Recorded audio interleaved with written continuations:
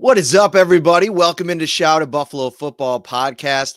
Feisty morning in Buffalo, New York. So we're doing a emergency reaction podcast here. My good friend Jon Scott, sports director over at WGRZ Channel 2 in Buffalo. What is up, buddy? This is not one of these literal flexes. I was in my car getting ready to walk into the gym, and I'm like, oh, Beane's going to come on, whatever. And then he literally comes out the gate hot. And I'm like, oh, okay, I'm going to sit in this car for a little bit longer. And it was something, man. It was something. And so I don't have the audio specifically, but I'm just going to read a couple of the quotes. So from what I can gather, now, were you listening to the segment before that he was referring to? Yeah, I caught the tail end of him with Sal. And so what were they talking about there? Because I haven't gone back and listened to that part. So I caught the tail end, probably similar to what Brandon did. But as Jeremy later was trying to explain, Jeremy White, it was, so they were discussing at the end of a conversation about the draft, the lack of selecting a wide receiver and not taking one until the 7th round. And so that's just where the conversation was. You know, it was, right. Hey, this group is, what is it? And I think it's a conversation a lot of us have had prior to the draft, and the conversation's pretty much the same because of what they didn't do in the draft there. And we know, Jeremy, it's the wide receiver train and all of that. I don't think he was pushing some sort of narrative by any means. I just think it's a reasonable part of the draft conversation coming out of it is not going to that position until the 7th round.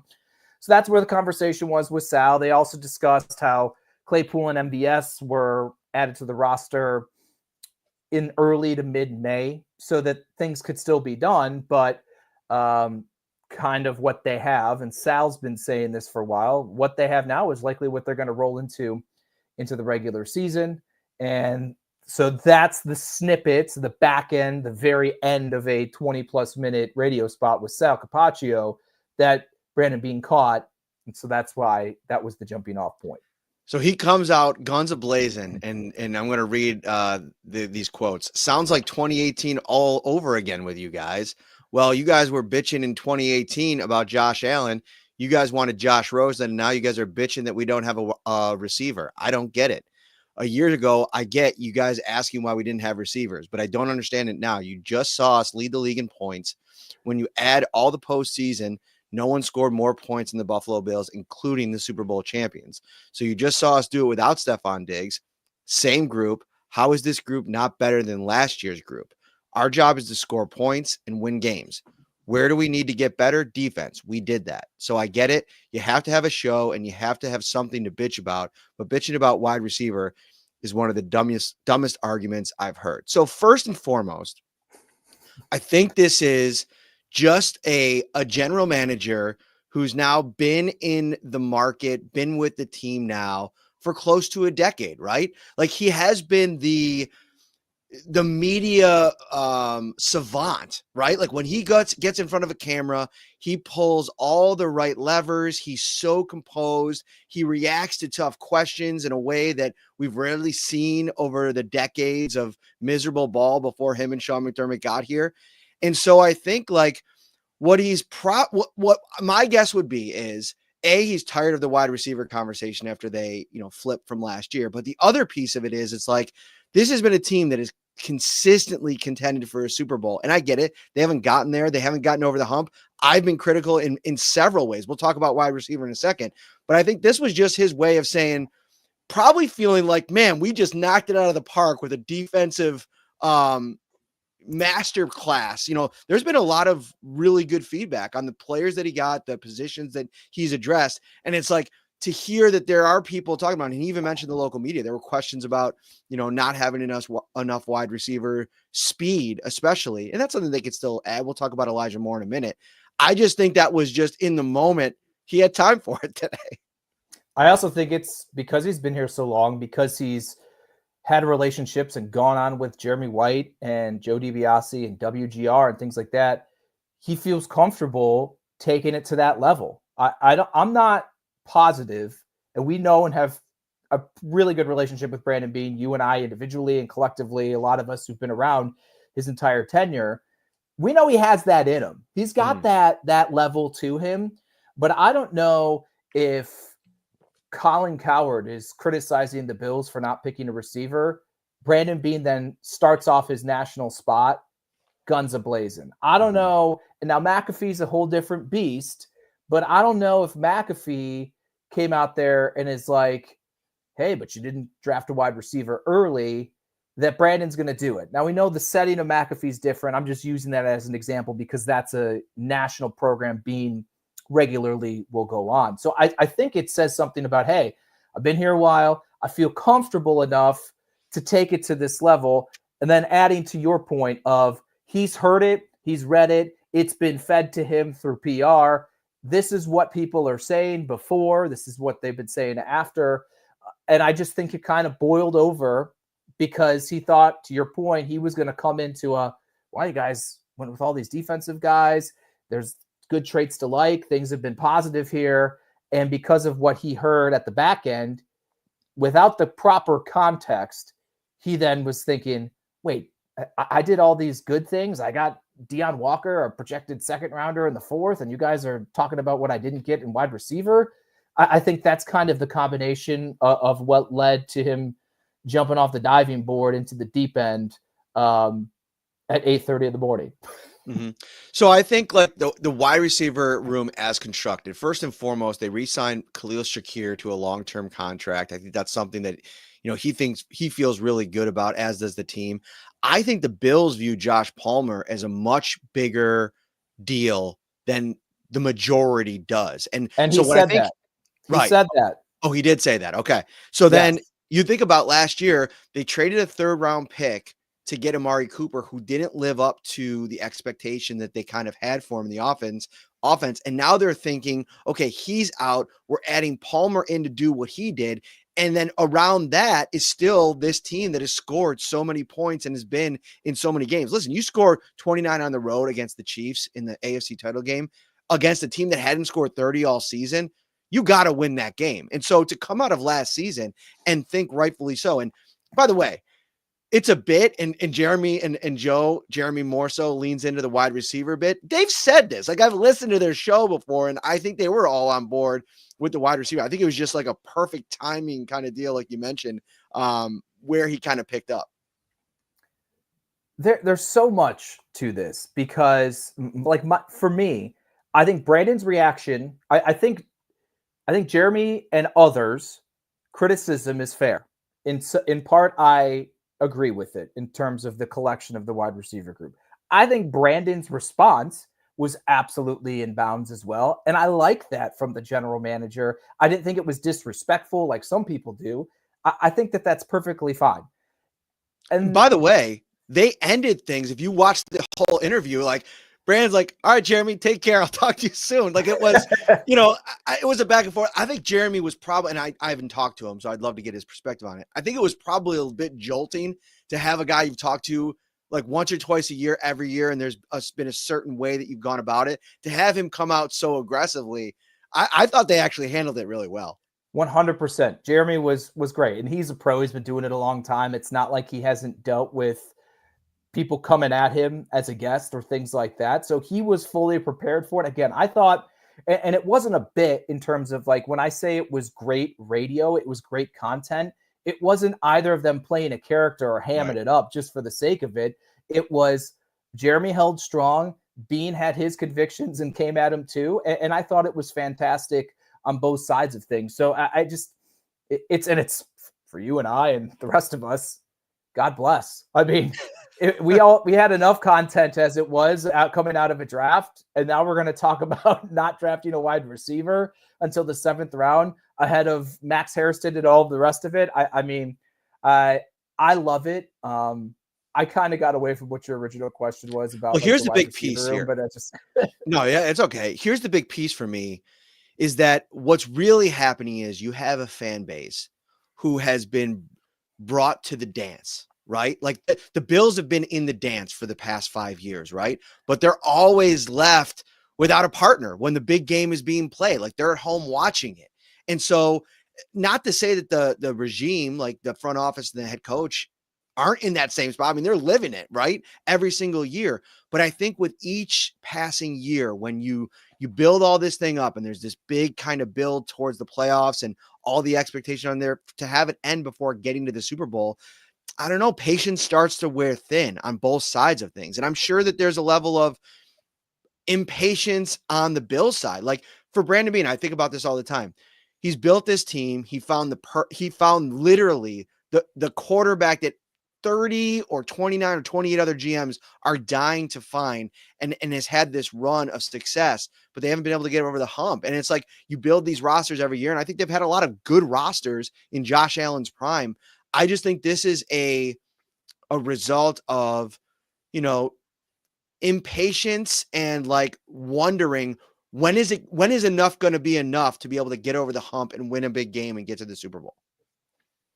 Just because you've been really, really, really good at your job and you've had really, really, really good success does not make you impervious to criticism, right? I mean, like, and that's, I get it from the Bills' perspective of why would you hammer Sean McDermott? He's the winningest coach, you know, up there with Marv Levy or better, and he's turned the franchise around. Why would you be critical of Brandon Beane when he's finding guys like Christian Benford in the 6th round and all of this stuff? I get it. I get it. And that is completely valid. But you haven't won the Super Bowl, which means it hasn't been enough. And it's not like nitpicking here when you say you're half the time we don't pay attention to what other people say. Half the time we don't look back at last year and care what happened last year because it's all that matters is what's in front of us. But now we're going back to we scored 30 points and all this stuff, and look at the offense from a year ago, and you're responding. Now, granted, it was while he was coming on, but he knows what's out there about the wide receiver feelings from a lot of people. And so they're dipping their toes in both waters here. And to me, Mac Hollins was the best receiver in the AFC Championship game. That's as big of an indictment to me about the state of as there is. Not because Mac Hollins is on the New England Patriots, because it's Mac Hollins. Right. Seriously. And believe me, the Bills and Sabres are not the same whatsoever. So I'm not doing that. But to say simply that this wide receiver room is fine and the passing attack is fine because of the production they had a year ago, and because Curtis Samuel is going to get better, Keon Coleman's going to get better, and you still have Dalton Kincaid, that's what you're relying on? Like, that's where in terms of the I think it's fair to be critical. That's where I stand, because just because it's everybody eats and I don't think they need a number one, but that doesn't mean 1, 2, 3, 4, 5 can't be elevated into better players. Right. And I think, listen, I've been critical of the approach, like for a GM who has been so aggressive in the draft in the first round over the course of his time here, starting in 2018, it felt like to go out when you're moving on from Stephon Diggs and have the opportunity to get a difference maker in Brian Thomas Jr. last year in the draft. That's, to me, a spot where you get aggressive to go up and get a guy that's going to potentially change your room for multiple years. They didn't do that. They let the board kind of play out, and now you're kind of rolling the dice. And I guess Brian Thomas Jr. was a bit of a roll of the dice, but man, uniformly, I think Brian Thomas Jr. comes out in this draft, he's a top 10 pick. Like, what about Zay Flowers? Zay Flowers is the same thing. Yeah. So I think that you're in the situation that you've kind of made now at that position because you went a different way. And I'm actually not even super upset about going the way of Dalton Kincaid, knowing the success that the Chiefs have had with Travis Kelce and maybe kind of trying to envision a different pivot for your offense. Things were running out on the Stephon Diggs experience back then. And I think here's the other thing that I think bakes into all of this thing, this back and forth and this unrest in the fan base and the media. We don't really know what went wrong with Stephon Diggs. They mortgaged the future to go out and trade for Stephon Diggs and completely change the dynamic of their offense, completely change the trajectory of Josh Allen's career. You had a bona fide number one wide receiver. What happened? What went wrong? And why are you now running away from that model in every move that you've made since then? we can all guess, right? Like some of the things that went on inside that building with Diggs, with Allen, with Dermott, whatever the case may be. But we don't have all the details. And when you don't have all the details, you're left to kind of try to connect the dots. And I think that connecting the dots is hard and trying to figure out why they're not trying to get another one of those guys when their offense was so elite for so many years. And here's the other piece too, to throw in there.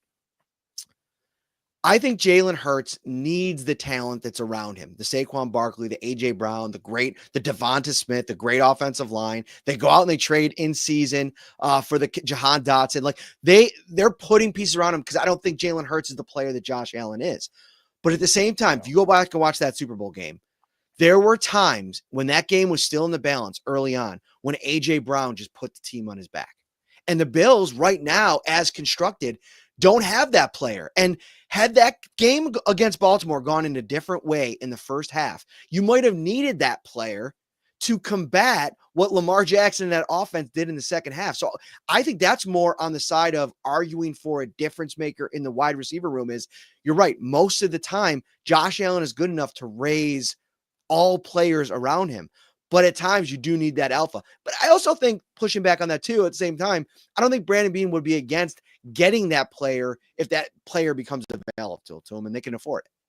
No, I don't. Before the draft, I asked Brandon, maybe I'm one of the people he's referring to in the local media about the wide receivers, but I asked him, this everybody eats mentality, does that lessen your feeling of need to invest heavily into the position? And he said, no.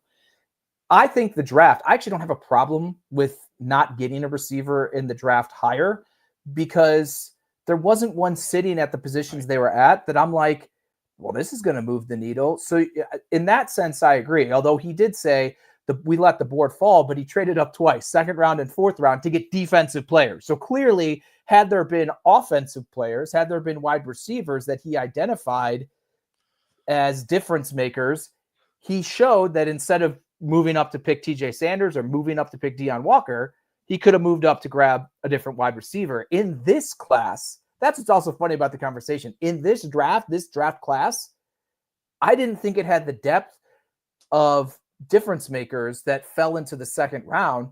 If Emeka Egbuka was there, if Matthew Golden was there at the end of the first, that would have been one heck of a conversation, right? If it's Max Harrison versus Emeka Egbuka or Matthew Golden, we're having it where I could go either way there. But beyond those two, I'm like, I'm fine. But just again, the idea of, I don't think you have to have a Stephon Diggs alpha. The Chiefs don't. I mean, if we're doing that, I mean, they have Travis Kelce. But look at what the Chiefs do. Like, I think the Chiefs have more like B plus receivers that have the ceiling of like, in this game, I can get you to the A level. Whereas I don't look at Curtis Samuel as a B receiver. I don't know if Keon Coleman's a B receiver. He hasn't shown it yet. Right. Khalil Shakir is that level. So to me, when I say the wide receiver room could get better, that's where it's like, I like Josh Palmer as a player. He was the third receiver on the Chargers, and he's a good player. But that's where I think I would want Josh Palmer. And the way the room is currently constructed, maybe they're relying on him as being like the two. Right. No, I think that's where I think I'm not going to speak for Jeremy, but listening to him, like that's where I think the conversation is. It's not this offense can't succeed. This offense wasn't good because they didn't have an alpha number one, because they need to funnel. Philosophically, I think everybody eats is great. I just think the people that are eating, let's elevate their ceilings and their floors. So in terms of adding to this group, one thing that I think Brandon Beane has done almost every year, I only have the most recent year with Claypool last year, he's added players after the draft like before. I mean, MVS was a post-draft addition as well. Neither of those two guys ended up being what I think they hoped one could become.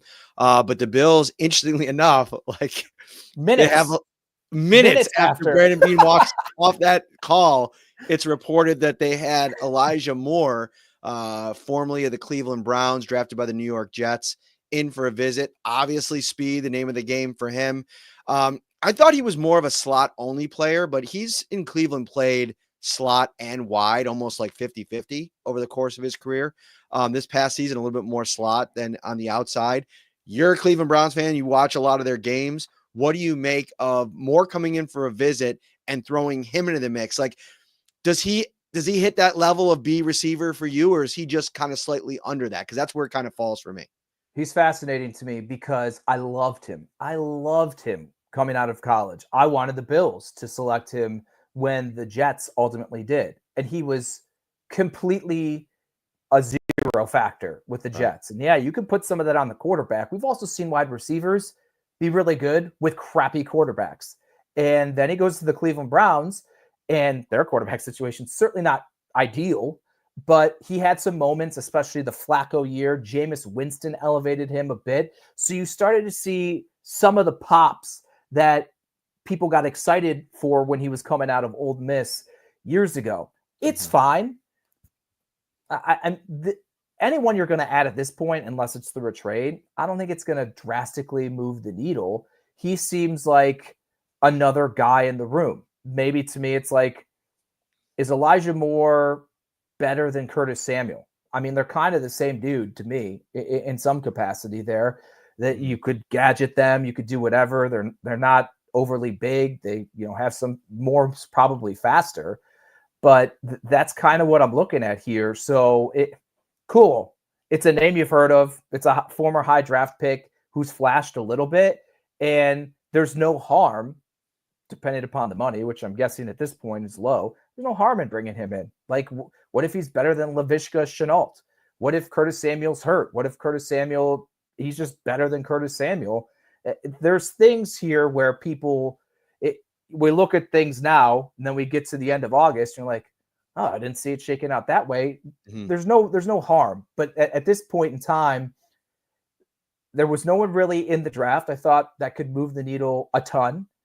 And there's no one in free agency currently that I think could do that either. So I'm down with it, but I don't really have high expectations for it to really change the dynamic or feeling of that room overall.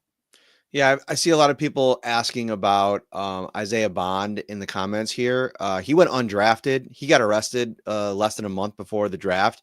There's real questions about whether or not any team will even consider looking at him until any of that stuff is kind of plays out off the field. So I don't think he's going to be in the mix at all.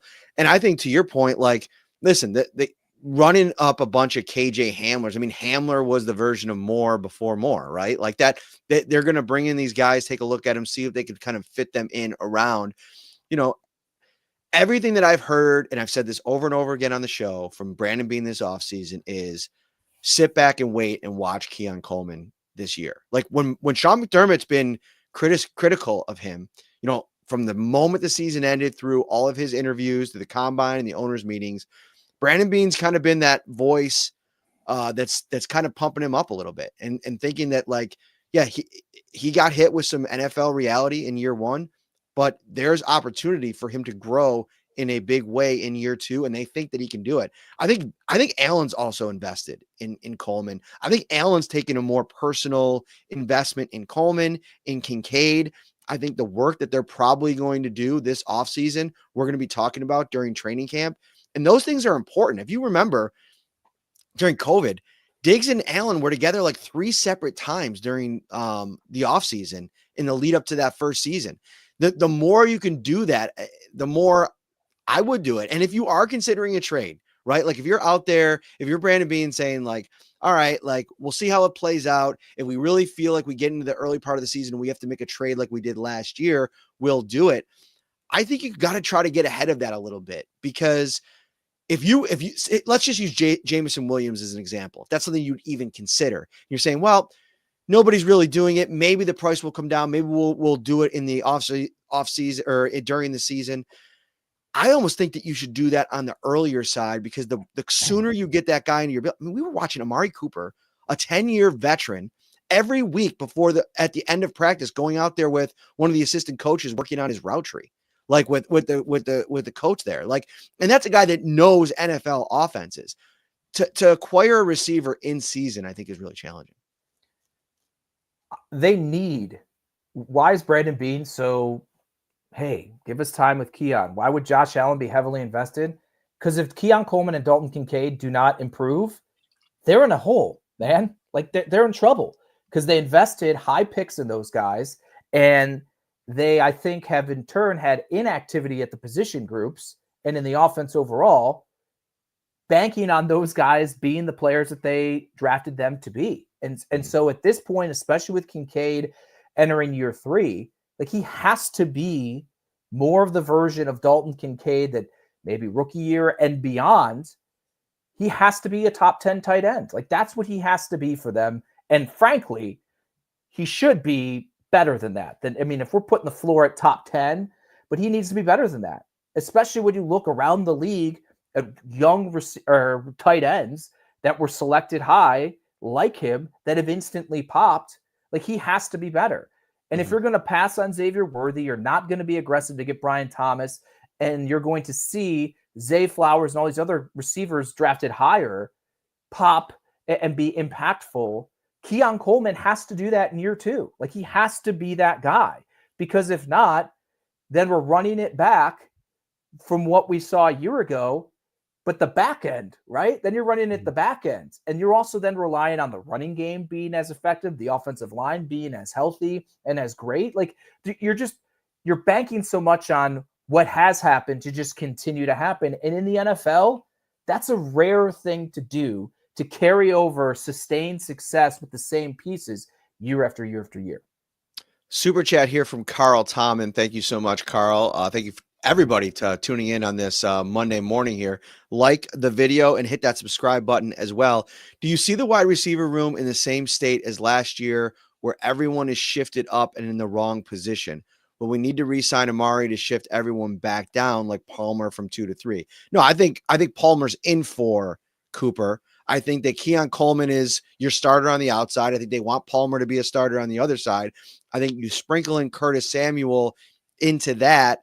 I think that they have high hopes for this rookie. Shakir, obviously, in the slot. I don't even mention him. This Caden Prather is interesting. He's a 4-year player. He kind of reminds me of Mac Hollins in a lot of ways. Super eager blocker, similar receiving profile, some of the attitude stuff in his draft profiles, same kind of thing. I think they're kind of in the same spot as they were a year ago, with just new flavors in those kind of guys' spots. And they're still probably going to add receivers.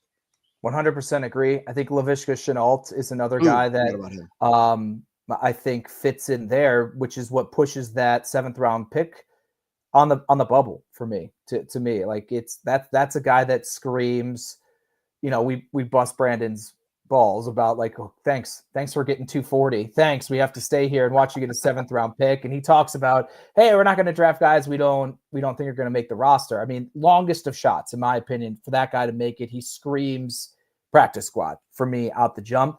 I think Tyrell Shavers would have a better shot as you're rounding out maybe your 6th wide receiver or something like that.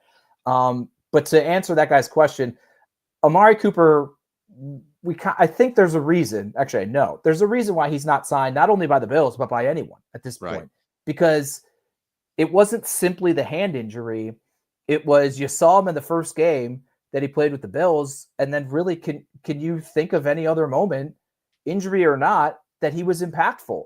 And you can't just rely on the idea and philosophy of, oh, well, he's a really good receiver, so he just is double teamed and takes things and opens it up for everyone else. I mean, great receivers get open and make plays, whether they're double teamed or not. So Amari Cooper, take him out of your brain. I do not see him coming back here at all.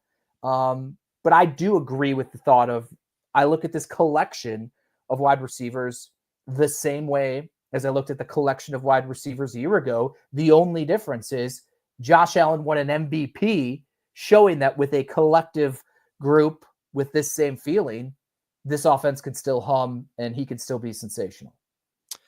You've been sensational, Mr. Scott. Thank you so much for joining us on this Monday morning after a quick visit to the gym and some shopping. Let everybody know where they can find you, anything you got coming up. Give yourself a little plug. Yeah, at Jon Scott TV, no H, on Instagram, on X, Twitter, whatever we're calling it these days. And we have Sports Talk Live tonight on Channel 2. Adam Benini, Vic Carucci going to join me as well. And it's funny, I was talking to my wife before I came on, and I was like, I was probably going to put in the second block of the show let's talk about what they didn't do offensively in the draft. But this dynamic, man, I think it's strange. I don't know. Do we push aside the Max Hairston and TJ Sanders and all of the what they did do defense heavy talk away from the top of the show? We'll have to see. So that'll be my tease of we're going to get more to this conversation and the draft as a whole. 7:00 on Channel 2. You can also stream it on WGRZ Plus, our app, on your smart TVs and whatnot. So that's what we got going on tonight. And we'll keep talking draft throughout the week. Rookie minicamp, 2 weeks away? Yeah, it's coming right up. We'll get a chance to see this thing in person. All right. We'll be back on Wednesday with our regular scheduled show. Thank you so much to Jon Scott. We'll be back with Ryan then. Take care, everybody. Enjoy your week.